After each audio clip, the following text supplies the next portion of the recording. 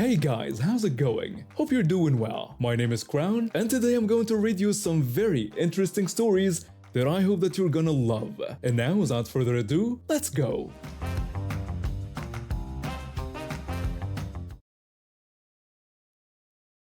I was always a small kid growing up in a quiet town in Ireland. At age 9, I was barely 4'9" and weighed only 77 pounds. I wasn't particularly popular in primary school, but I had my small group of friends, four of us who stuck together through everything. We weren't the cool kids, but we were happy just being ourselves. Everything changed in 4th grade during a field trip to a forest park. Most of my classmates were playing a game called Bulldog Takedown, but I'd eaten too many chicken nuggets at lunch and wasn't feeling great. So I just sat on the sidelines cheering for my best friend who was playing. That's when this bigger kid from the popular group, let's call him the entitled kid, decided my non-participation was somehow a personal insult to him. He stormed over to where I was sitting. He demanded that I get up, telling me I was going to play whether I wanted to or not. I weakly protested, explaining that I didn't feel well and just wanted to watch. Before I could say anything else, he grabbed me by my shirt and dragged me onto the playing field. Then he lifted me up, I was basically weightless to him, and slammed me into the ground. I heard a crack and felt the most intense pain I'd ever experienced. My collarbone was broken. When the teachers rushed over, the entitled kid just shrugged it off.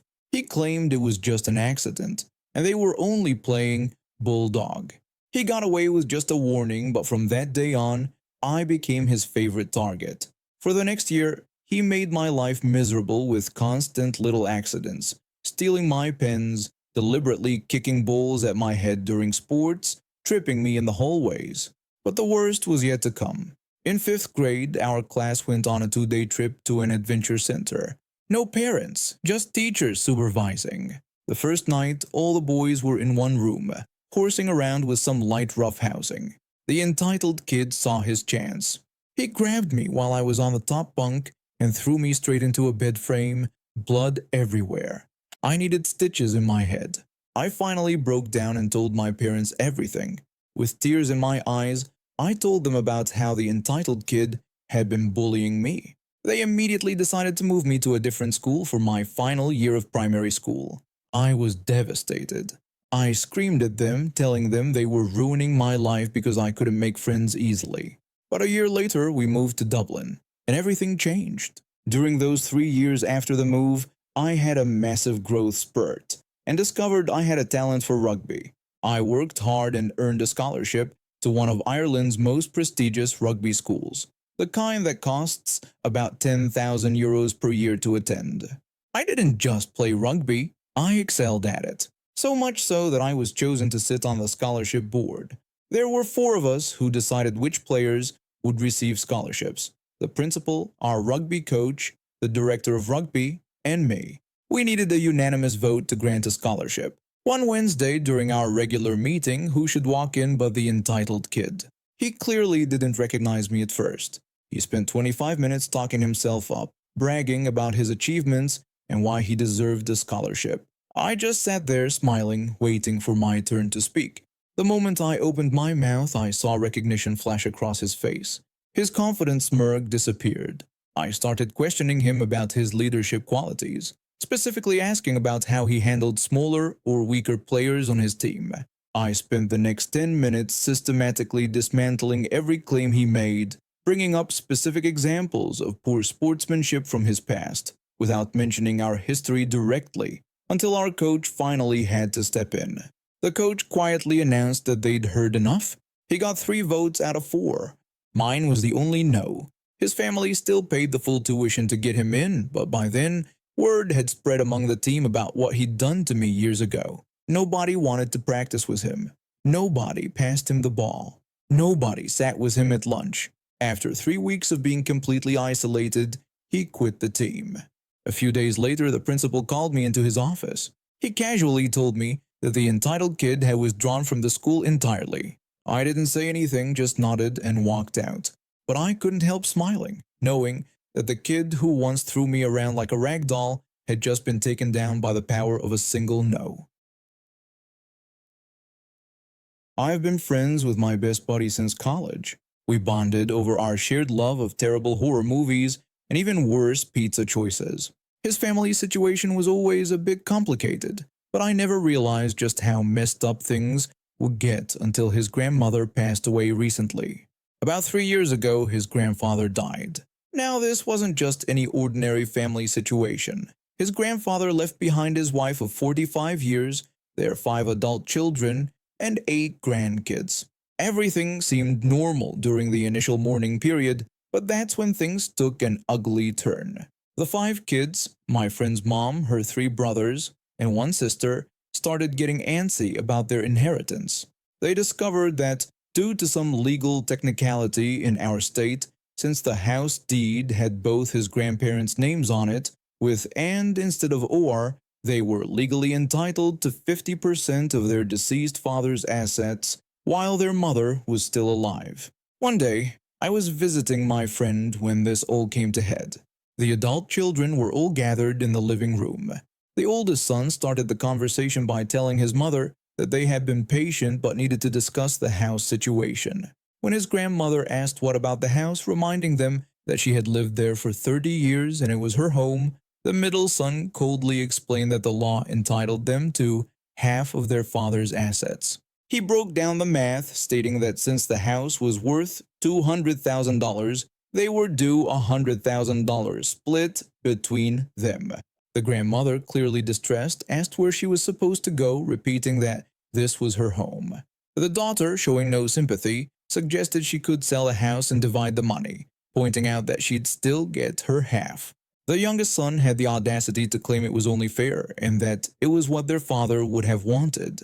My friend told me his grandmother just sat there, tears streaming down her face as her children essentially forced her out of her own home. None of them, not a single one, offered to let her live with them. Instead, they forced her to sell the house and move into a retirement community with what little money she had left after paying them their fair share. But here's where it gets interesting. The grandmother, she wasn't going to take this lying down. Over the next few years, she orchestrated what I can only describe as the most elegant revenge I've ever witnessed. Without anyone knowing, she meticulously planned everything. She transferred her boat and 2 cars to her best friend's name. All her expensive jewelry sold to another friend. She even went as far as to sell all her furniture and started renting from the community center instead.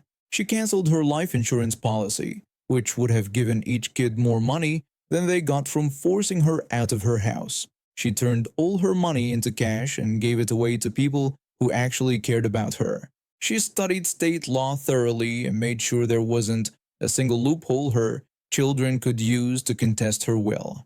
She went on 4 senior cruises and maxed out several credit cards, buying gifts for her friends. When she passed away a few months ago, she left behind exactly $3,000 in assets, barely enough to cover a fraction of her funeral costs, which her children would now have to pay for. My friend discovered all this at the will reading. The lawyer began by announcing that according to their mother's final wishes, all her personal belongings, including kitchenware and linens, were to be divided among her children. The middle son immediately demanded to know about her savings and life insurance. When the lawyer told them there was no life insurance policy and that all other assets had been legally transferred or sold before her death, the daughter erupted, insisting there must be hidden money somewhere. The lawyer calmly explained that everything was done according to state law and the only contestable assets amounted to $3,000, which wouldn't even cover the funeral expenses they were now responsible for. Some of the credit card companies are now coming after her estate, meaning her kids might end up owing more money than they initially forced out of her. My friend is devastated, not just because he lost his grandmother, but because he discovered how terribly his parents and aunts and uncles had treated her. He had always assumed she chose to move to the retirement community on her own. He feels guilty that he never knew the truth until it was too late. The only thing that gives him some peace is knowing that his grandmother went out on her own terms, giving one final lesson to her greedy children. While it's sad that the grandkids, especially the younger ones around 10 years old, were also cut out, we figure she probably knew their parents would try to get their hands on anything left to the grandchildren anyway. So now, instead of the substantial inheritance they thought they'd get, my friend's mom and aunts and uncles are left with nothing but some old plates, worn blankets, and a stack of credit card bills. I'm a 16-year-old girl who loves collecting charms for my bracelet. It's not just any bracelet. It's my pride and joy that I've been working on for the past 3 years. Every charm represents a special moment or achievement in my life, and I've literally walked over 100 miles to earn some of them through various challenges and activities. Last month, my parents surprised me with a cruise vacation. I was beyond excited since I'd never been on one before. The first few days were amazing. The food was great, the activities were fun, and I met some really nice people my age. On the fourth day of the cruise, my dad asked me to grab his sunglasses from our room. I was making my way through the ship's corridor when this little girl, probably around 7 or 8, approached me. She complimented my bracelet and asked where I got it. I smiled and explained how I had to walk hundreds of miles to collect all the charms, participating in different challenges and events. She seemed fascinated, thanked me for telling her, and ran off toward what I assumed was her mother. They headed to the pool area. About 10 minutes later, this massive woman came storming toward me like a battleship on a mission. She greeted me with fake sweetness, calling me "sweetie." I awkwardly returned her greeting. She then started complimenting my bracelet, before adding a guilt-tripping comment about how sad it was that her daughter didn't have one. I immediately knew where this was going. I've read enough stories online to recognize the signs. Sure enough, she asked if her daughter could have my bracelet. I politely refused, explaining that I had worked hard for it and didn't want to give it up.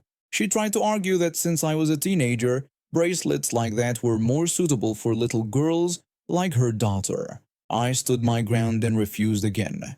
That's when she completely lost it. There was no build-up, no warning. She went straight to nuclear. She started calling me horrible names and threatening me, saying things would get messy if I didn't hand over the bracelet. I have anxiety, and at this point, I could feel my heart racing and tears welling up in my eyes. When I refused one final time, she exploded in rage, screaming at me about raising my voice to my superior and demanding the bracelet. Before I could react, she grabbed my wrist and started yanking at my bracelet. Her nails dug into my skin, breaking it and making me bleed. Through my tears, I asked what was wrong with her, to which she just sneered that I deserved it for being disrespectful. Just then, my dad showed up. He had gotten worried when I took too long to return and came looking for me. When he saw this woman hurting me, his face turned red. He demanded to know what she was doing. To my complete shock, she claimed she was teaching her daughter, apparently meaning me, to be less selfish and share with her little sister. The situation got even more bizarre as she tried to call me Marisa and ordered me to return to our room. When my dad asked if she was my mom, she actually had the audacity to confirm it.